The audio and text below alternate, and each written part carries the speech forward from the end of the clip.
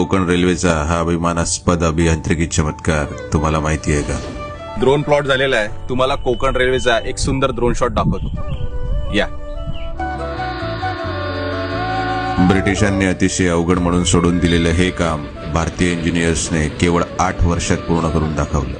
डोंगर, नद्या आणि जंगलांमधून वाट काढत 738 किलोमीटर लांबीचा रेल्वे मार्ग बनवणे ब्रिटिशांना अशक्य वाटू लागले. पण स्वातंत्र्यानंतर भारतीय इंजिनियर्सने हे धाडसी काम केवळ 8 वर्षात पूर्ण केलं.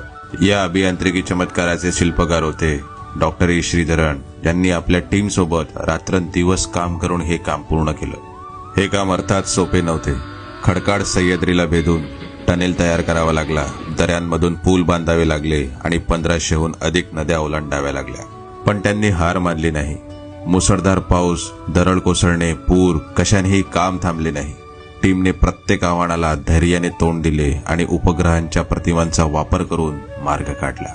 5.6 किलोमीटर लांबीचा करबुडे बोगदा त्यावेळी भारतातील सर्वात लांब बोगदा होता आणि पानवल पुलाचे खांब कुतुब मिनार पेक्षाही उंच होते. खास गोष्ट अशी की कोकण रेल्वे फक्त सरकारी पैशांवर अवलंबून राहिली नाही. जनतेकडून बॉन्ड्सद्वारे निधी उभा झाला आणि 42,000हून अधिक जमीन मालकांनी स्वखुशीने आपली जमीन दिली.